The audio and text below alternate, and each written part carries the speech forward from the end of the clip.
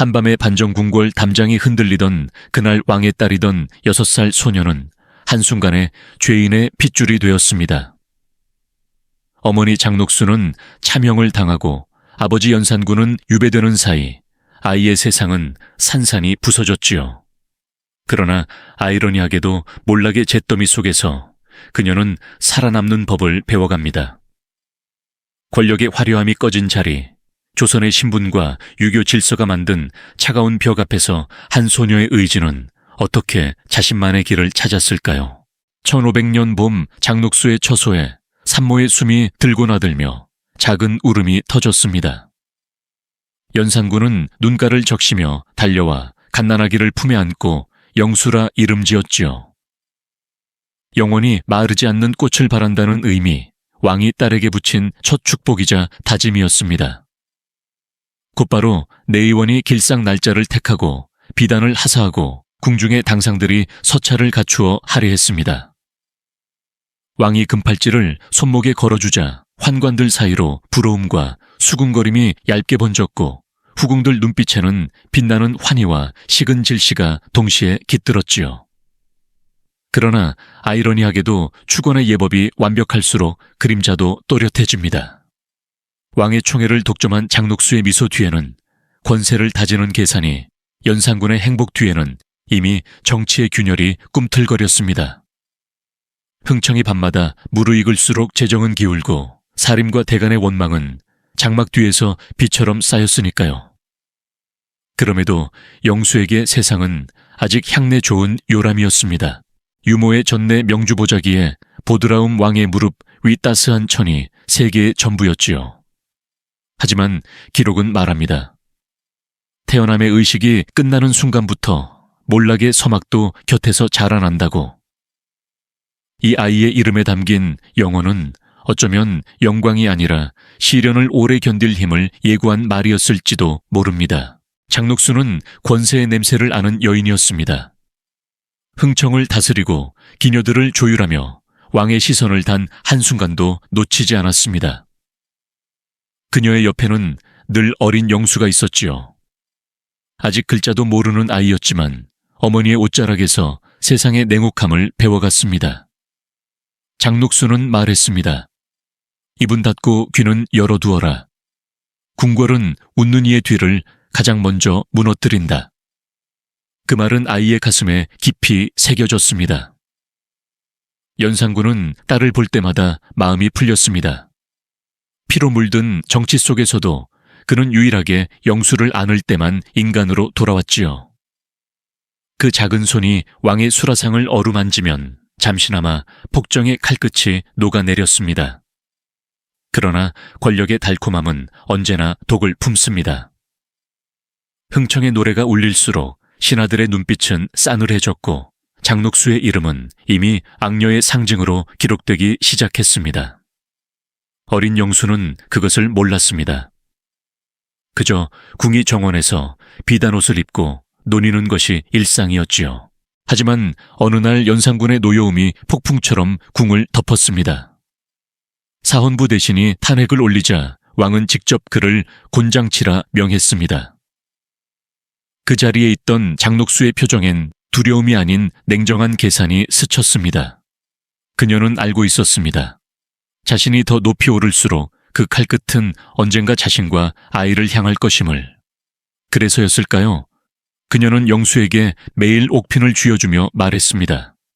이건 네 피를 잇는 증표다.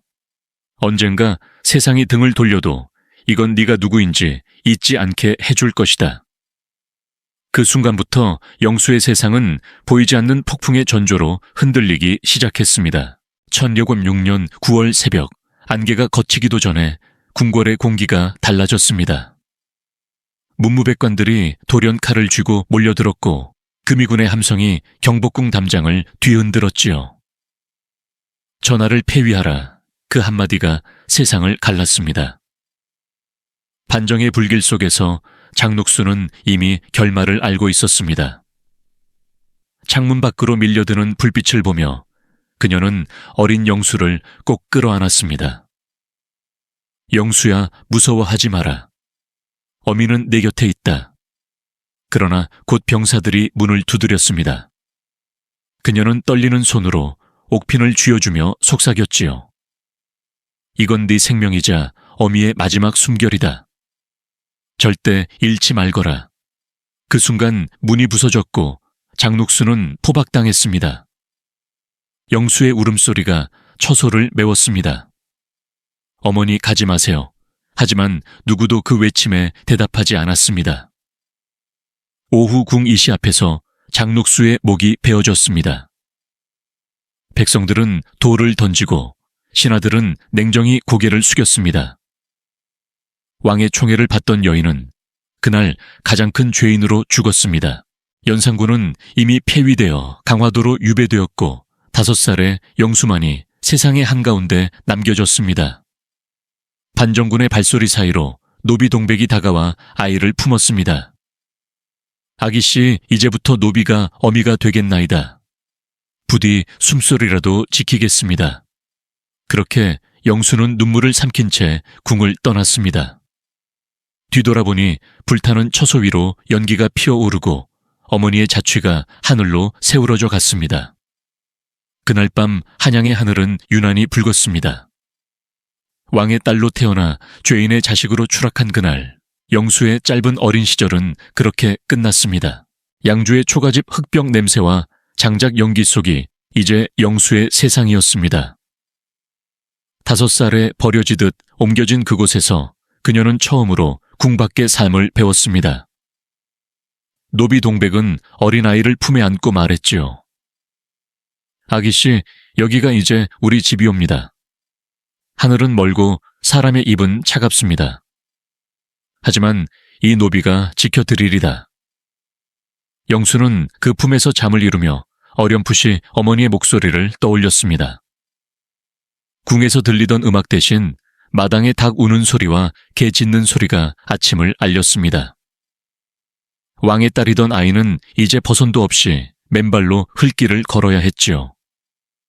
그러나 동백은 아이의 머리를 빗겨주며 조심스레 속삭였습니다. 절망하지 마옵소서. 피는 변하지 않나이다. 세월이 흘러 6에서 10살 영수는 이제 마을의 아이들과도 섞여 놀았지만 그들 눈빛에는 언제나 거리감이 있었습니다. 저 아이가 연산군의 딸이라지 장녹수의 피래. 뒷말은 화살처럼 날아왔습니다. 영수는 대답하지 않았습니다. 대신 혼자 가을개서 돌을 던지며 중얼거렸지요. 어머니는 왜 죄인이 되었을까? 그 물음에 답은 없었습니다. 하지만 그녀는 포기하지 않았습니다. 낮에는 동백을 도와 나무를 쪼개고 밤이면 등불 밑에서 글을 익혔습니다. 그 글씨는 서툴고 삐뚤었지만 그것이 그녀의 생존이자 기도였습니다. 어느 날 낯선 사신이 찾아왔습니다. 그는 중종의 명이라 하며 말했지요. 영수에게 집 한 채와 밭을 내린다. 조용히 살되 절대 이름을 드러내지 말라. 영수는 그것이 은혜가 아니라 감시임을 알았습니다. 보호라는 이름의 사슬이었지요. 그러나 고개 숙여 인사하며 대답했습니다. 전하의 은덕을 마음 깊이 새기겠나이다. 사신이 떠난 뒤 영수는 고요히 말했다고 합니다. 내 피를 감추라는 명이구나. 그날 밤 그녀는 어머니의 옥핀을 품에 안고 잠들었습니다. 창문 틈으로 달빛이 스며들었고 영수의 눈가에는 결연한 빛이 깃들었습니다. 이제 어린 공주는 자신의 이름을 지켜내야 할 한 사람의 인간으로 자라나고 있었습니다. 어느 해 여름 양주의 상길에 소나기가 내렸습니다. 영수는 약초를 캐다 급히 바위 밑으로 몸을 숨겼고 그곳엔 이미 젊은 청년 하나가 앉아 있었습니다. 젖은 머리칼을 쓸어 올리며 그가 먼저 인사했지요. 비가 금세 그칠 겁니다. 혼자 오셨소. 영수는 망설이다 답했습니다. 그저 순이라 부르십시오. 진짜 이름을 밝히기엔 세상이 너무 차가웠습니다. 청년의 이름은 권한, 인근 마을의 약재상 아들이었고 말씨는 부드러웠습니다. 비가 그치는 동안 두 사람은 오랜 벗처럼 이야기를 나누었지요.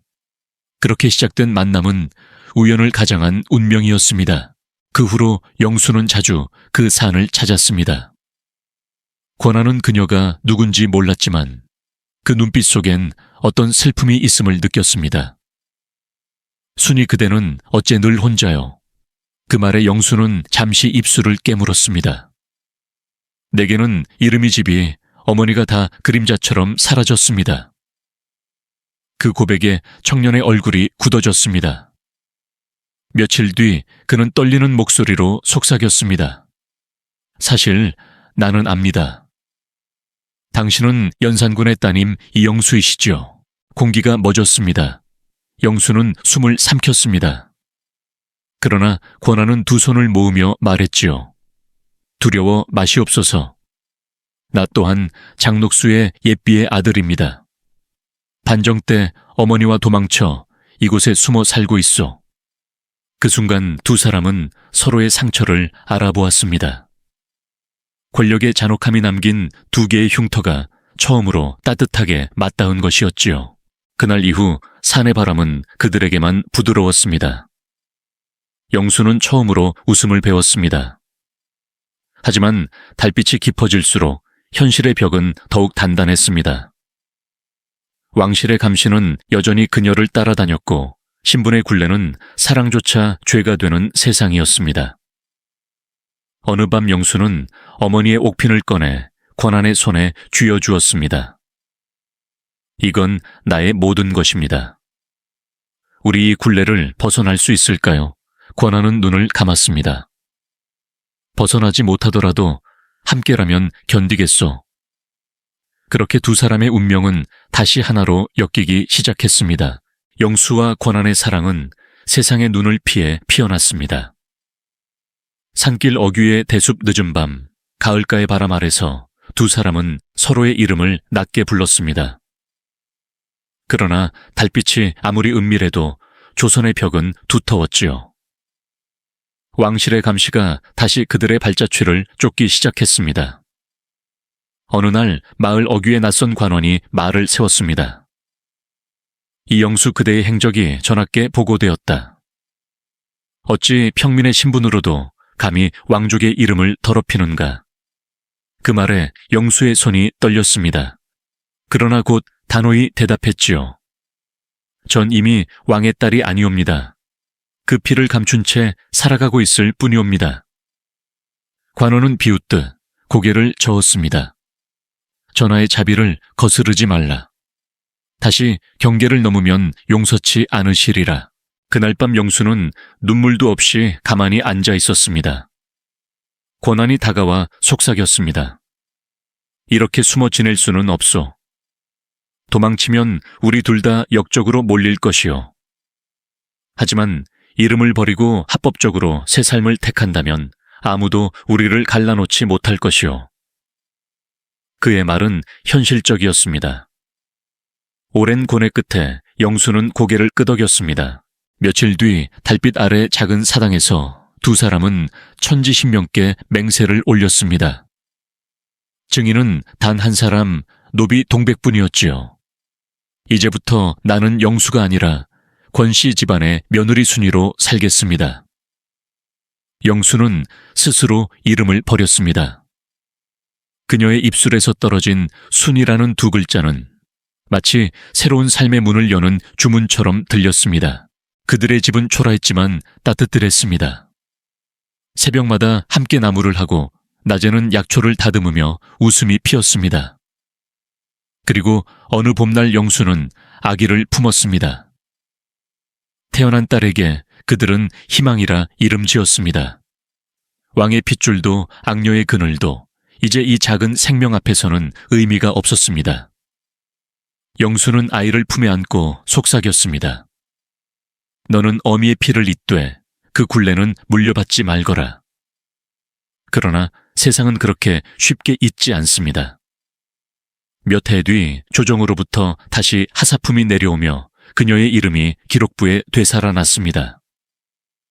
평범한 순위로 살고 싶었던 여인에게 권력의 기억은 여전히 사슬처럼 달라붙어 있었던 것입니다. 세월이 흐르며 영수하니 이제 순위는 마을의 약초 아씨로 불렸습니다.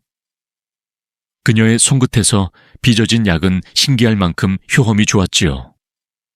사람들은 그녀를 존경했고 누구도 그녀가 한때 조선의 공주였다는 사실을 떠올리지 않았습니다. 딸 희망은 10살이 되어 아버지 권한을 닮은 온화한 눈빛을 가졌고 어머니의 손을 잡고 산을 오르며 약초 이름을 배웠습니다. 그러나 그 평온은 오래가지 않았습니다. 어느 날 마을 어귀에 말을 탄 관리들이 나타났습니다. 이영수 왕명을 어기고 평민 남자와 혼인했다는 보고가 올라왔소. 순이는 잠시 눈을 감고 깊은 숨을 내쉬었습니다. 그동안 쌓아 올린 평화의 시간들이 부서질 듯 흔들렸지만 그녀의 목소리는 담담했습니다. 저는 더 이상 왕의 피를 자랑하지 않습니다. 다만 인간으로서, 여인으로서 살고 싶었을 뿐입니다.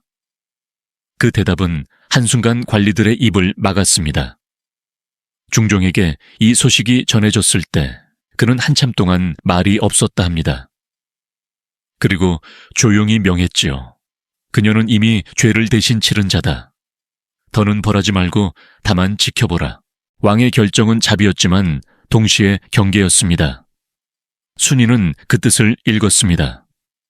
다시는 궁궐과 관계되지 말라는 이친자로 살라는 경고였지요. 그 후 그녀는 마을 외곽의 작은 집으로 옮겨갔습니다. 세상과의 거리를 조금 더 두며 딸 희망에게 글을 가르쳤습니다. 희망아, 세상은 여인에게 쉽지 않단다. 그러나 강한 마음을 가진 자만이 끝까지 남는다. 그녀의 목소리엔 어머니 장녹수의 단단함이 묻어 있었고 동시에 연산군의 부드러움도 닮아 있었습니다. 밤이 깊으면 순이는 창가에 앉아 옥핀을 꺼내 보았습니다. 희미한 달빛이 비추면 핀의 표면이 마치 피처럼 붉게 빛났습니다. 그녀는 속삭였지요. 어머니, 전 이제 당신의 욕망 대신 제 삶을 살고 있습니다. 바람이 대답하듯 살랑였고 멀리서 희망의 웃음소리가 들려왔습니다. 그 웃음은 순이의 지난 고통을 씻어내는 음악 같았습니다. 그러나 그녀는 알았습니다. 세상이 완전히 용서한 적은 없다는 것을. 다만 자신은 그 모든 기억 위에 삶을 쌓아 올리고 있을 뿐이라는 것을. 권한이 세상을 떠난 것은 순이가 쉰을 넘긴 어느 겨울날이었습니다. 긴 병 끝에 숨을 거두며 그는 그녀의 손을 꼭 잡고 속삭였습니다. 당신은 내 삶의 전부였소. 당신 덕에 나는 세상을 원망하지 않고 눈을 감을 수 있어. 순이는 한동안 아무 말도 하지 못했습니다. 가슴속 어딘가가 허물어졌지만 눈물은 나오지 않았지요. 너무 많은 이별을 겪은 사람은 울음마저 메말라 버린다 했습니다. 그날 밤 그녀는 남편의 손을 덮으며 속삭였습니다. 이제 당신의 빛이 내 안에서 살아갈 것이오. 그 후 순이는 세상에서 점점 멀어졌습니다. 그녀의 딸 희망은 의원과 혼인하여 아이들을 낳았고 손녀들이 마당에서 뛰놀았습니다. 어느 날 막내 손녀가 물었습니다. 할머니, 왜 늘 창가에서 옥핀을 만지세요? 순이는 미소를 지었습니다. 이건 오래전 내게 주어진 운명이자 잊지 말아야 할 기억이란다. 그리고 조심스레 손녀의 손에 옥핀을 쥐어주며 말했지요. 피는 흘러가지만 마음은 남는단다. 네가 누구의 자식인지보다 어떤 마음으로 살아가느냐가 더 중요하단다. 창밖으로는 초겨울의 햇살이 내리비치고 있었습니다. 순이는 마지막으로 어머니 장녹수의 노래를 흥얼거렸습니다. 바람은 차고 달은 맑아. 오늘 밤 임은 어디에 머무시나. 그 음성은 마치 세월의 강을 건너는 듯 고요하고 따뜻했습니다. 그녀는 더 이상 연산군의 딸도 장녹수의 그림자도 아니었습니다. 그저 자신의 삶을 끝까지 버티고 완성한 한 인간이었지요. 순이의 마지막 날 하늘은 유난히 맑았다고 합니다. 손녀들이 손을 흔들며 울음을 터뜨릴 때 그녀의 입겐 미소가 머물러 있었습니다. 그 미소는 마치 오랜 폭풍을 견딘 나무가 남긴 평온한 자취 같았습니다. 역사는 종종 잊힌 자들을 침묵 속에 묻습니다. 그러나 영수 혹은 순이의 삶은 우리에게 조용히 속삭입니다. 권력은 덧없고 이름은 지워져도 인간의 의지는 끝내 꺾이지 않는다.